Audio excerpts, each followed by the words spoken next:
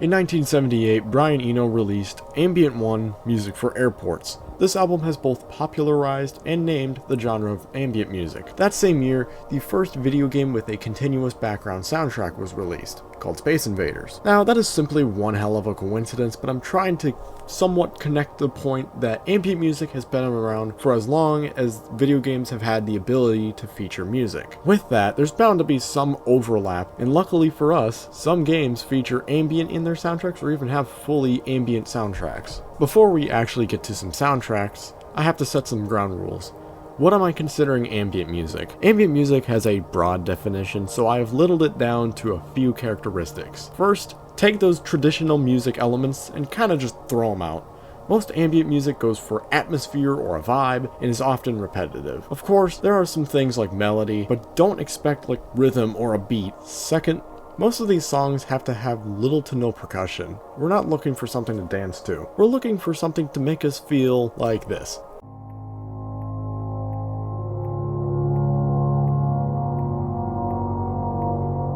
Since I've laid those ground rules, let me ask this. What is the first ambient video game soundtrack? Well, this question will not be answered with a quick Google search, so I had to do some digging. What I found was the soundtrack for Atari's 1984 arcade game Marble Madness. The practice stage song, created by Brad Fuller, contrasts with the other tracks in the soundtrack. Most of the soundtrack is fast-paced with screechy synth leads, while this track is simple, slow, and much more soft.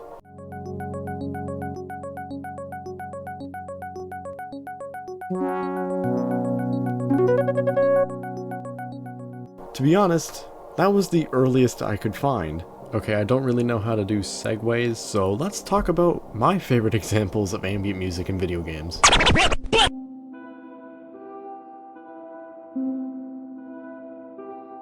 When I say ambient music in video games, the first game that popped into most of your heads was without a doubt Minecraft. Come on, it's the best-selling video game of all time. Minecraft's soundtrack has a minimal sound simply because Java was a pretty limited engine. It's also because C418 wanted something to contrast the spontaneous nature of the game. Let's look at the first album, Volume Alpha. Excluding the music disc and droopy tracks, Volume Alpha is very piano and string centered. Also, the tracks have simple and repeating melodies. Of course, there are a few tracks that stray from that formula. For example, My Son Venus has two main melodies. There's the first half,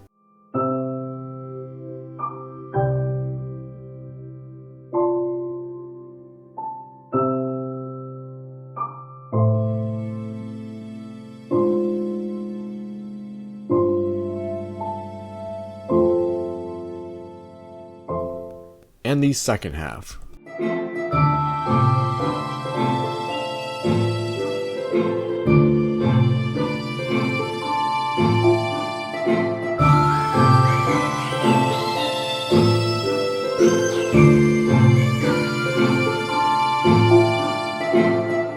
Most of Volume Alpha can be compared to tracks like Avril 14th by Aphex Twin, and the funny thing is, Aphex Twin did hear the Minecraft soundtrack and thought it was very similar to his music. Then again, C418 was inspired by Aphex Twin. The atmosphere of Volume Alpha is intended to be peaceful, and it very much hits that. C418 himself said, "I wanted to give the game a contrast by essentially giving the player a pentatonic chill pill. It perfectly fills the silence of walking around the overworld, making those big journeys slightly less boring by giving you a nice soothing melody to listen to."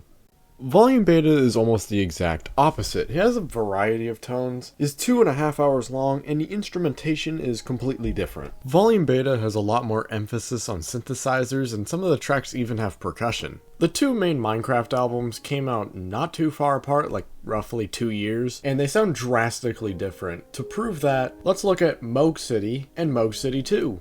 Moog City has a synth lead with the backdrop of the piano and strings that Volume Alpha always had.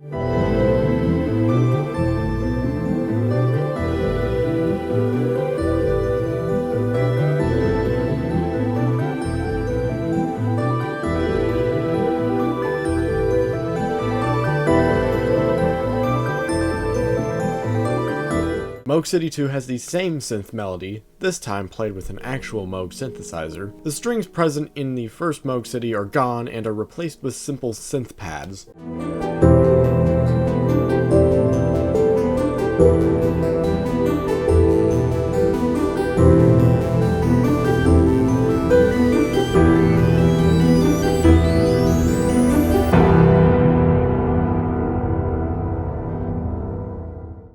biggest difference between the two happens in the middle of the song. Moog City has a second piano and string buildup. Meanwhile, Moog City 2 has a more isolated piano melody.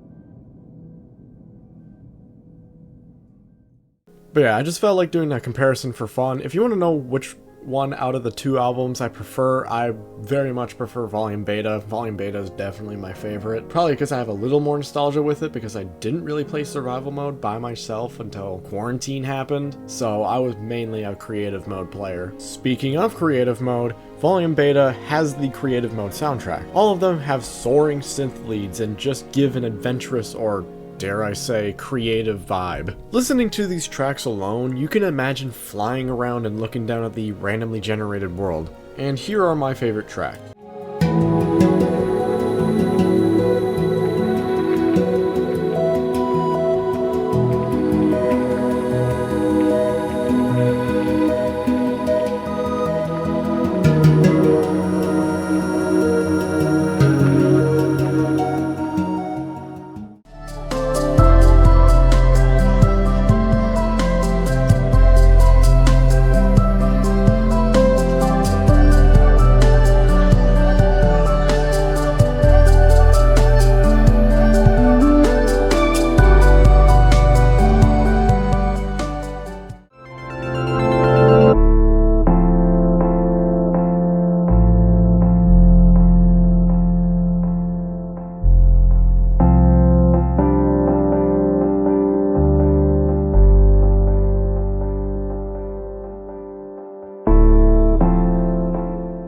And then there's the Nether tracks, which border dark ambient. The atmosphere of these tracks is dark and hellish. There's a lot more emphasis on the harsh synths, and the leads are more distorted.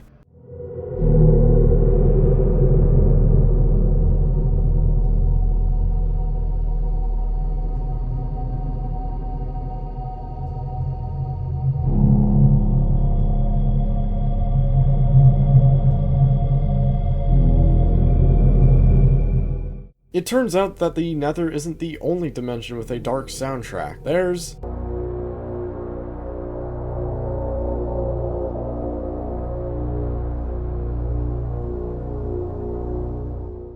the End soundtrack is one 15-minute dark/drone ambient song. It feels just as desolate as the void surrounding the End Island. And that's what I love about Minecraft's soundtrack. It has a wide variety of ambient soundscapes. From adventurous and full of wonder to dark and desolate, Minecraft has it all.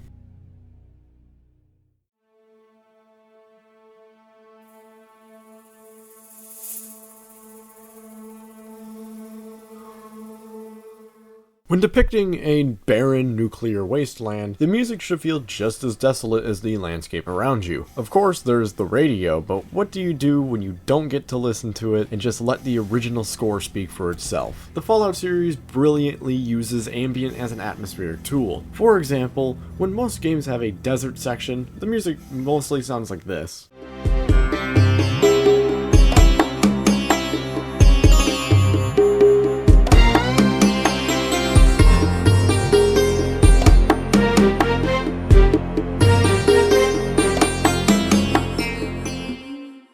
Meanwhile, this is what the first Fallout game hits you with.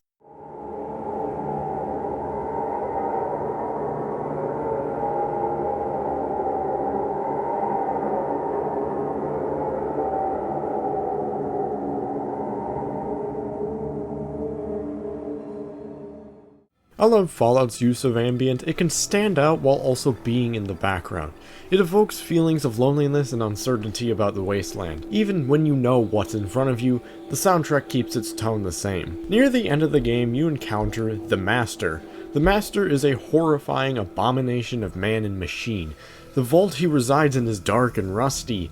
The visual side is disturbing to say the least. The musical backdrop completely matches what you're seeing.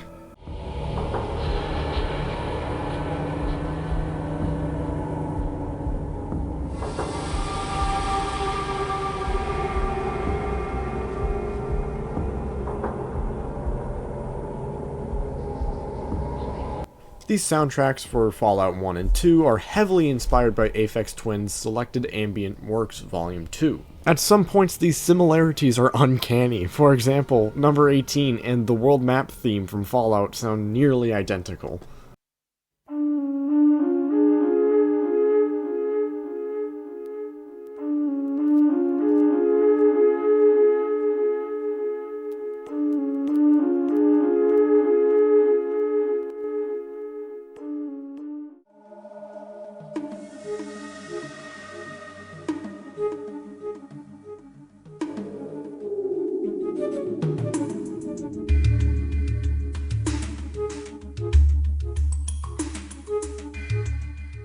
Skipping ahead a few games, Fallout New Vegas takes a different approach to ambient. You see, New Vegas goes for a Western vibe, and the ambient instrumentation reflects that. The synths are less prominent and more for sound design. Most of the music is made up of pianos, smaller string arrangements, and percussion that sounds as if it's made of wasteland scrap. Most of the soundtrack feels like it could be realistically played in the game's world. Let me show you 5 selected tracks to show what I mean.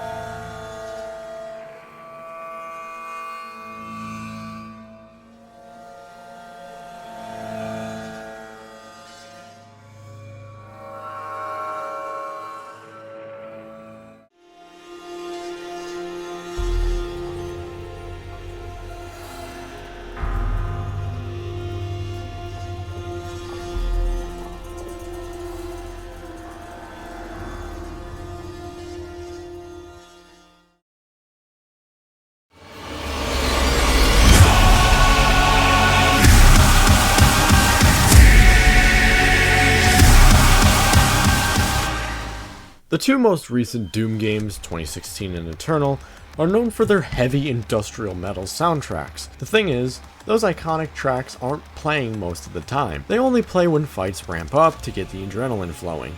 When you aren't brutally tearing apart demons, this is what you're hearing.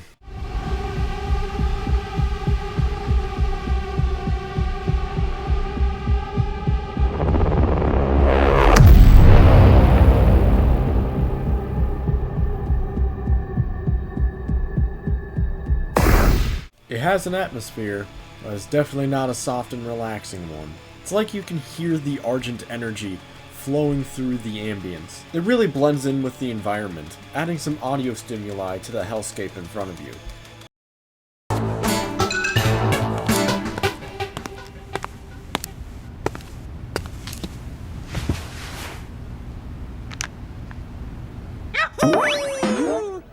Konnichiwa. Yes! Here we go!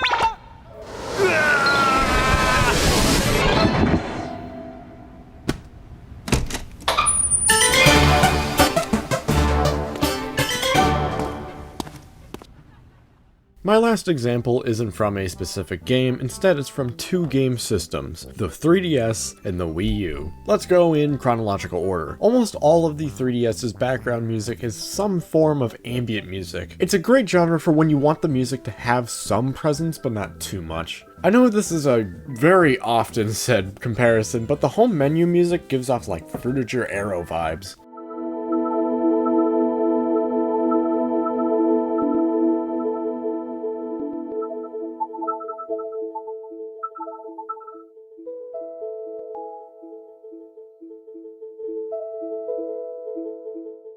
I consider the 3DS to be the first game system that was fully mine, meaning I spent an incredible amount of time on it. The same thing for the Wii U, I spent the most time on it out of all of my family. With so much time elapsed, I'm bound to start paying attention to the smaller details. I just happened to pay attention to the music. I credit the Wii U along with the 3DS for why I like ambient music so much. I'd spend hours with the Wii U menu in the background just listening to it.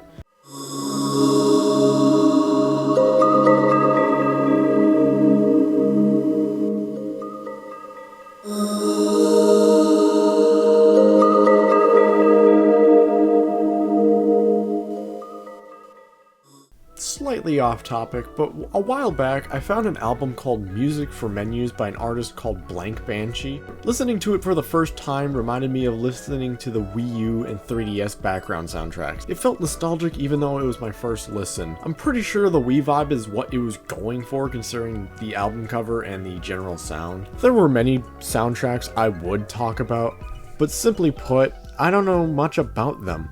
Talking about the Silent Hill 2 soundtrack, even though I've never played a single minute of Silent Hill, would be rather silly. Instead, I would like to make the comment section a place for everyone to passionately gush about their favorite examples of ambient music in video games. You can even talk about whatever I talked about in this video. Everyone has their own insight on something. It could be super popular or relatively niche. It doesn't matter. If you're passionate about it and would like to share, this is the place.